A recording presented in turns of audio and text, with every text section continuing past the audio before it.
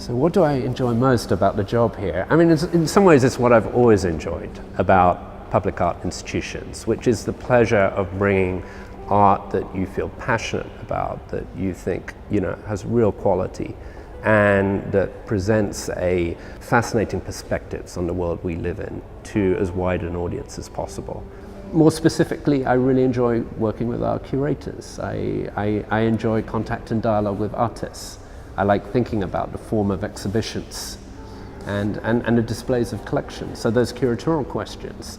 And again, very specifically, I also really love those moments when audiences come together for an event around art. For example, the Queer Now Festival last year, when 7,500 people, if you like, took up the building for a day for the launch of Pride. That was a great event.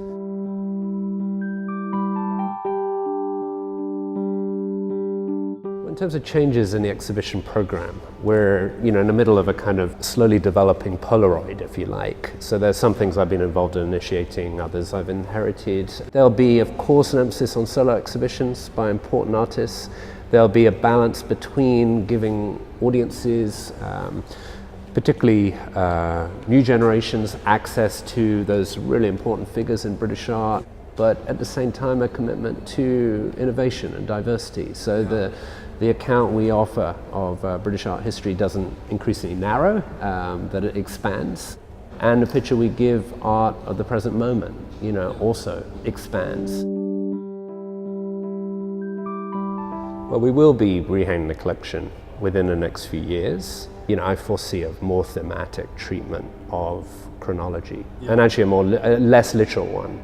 So while one would move through time, that would begin to overlap, particularly as the collection gets more expansive in the 18th century onwards. And I think visitors enjoy this experience of moving through time.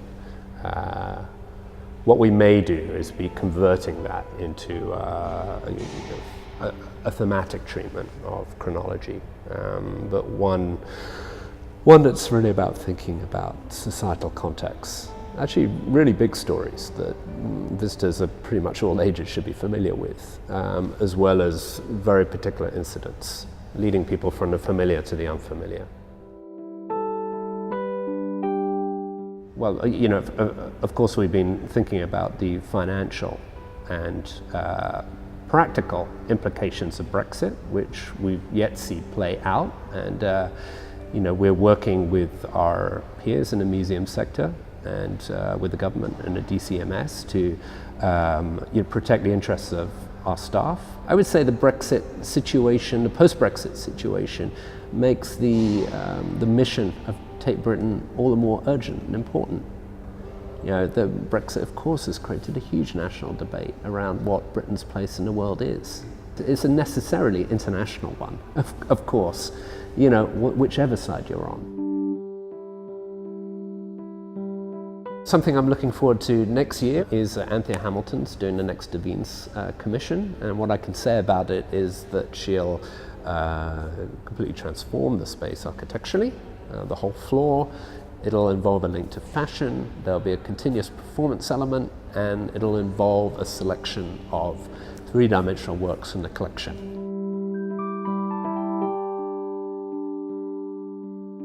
And thinking back to my first encounters with Tate Galleries it was then, I was extremely excited by Turner and the Turner collection. Blake has always been very important to me, but Richard Dadd's The Fairy Fellows masterstroke. I think if one needs expansive thinking, or if one needs to think in a rather different and out-of-the-box way, that would be a great reminder to do so.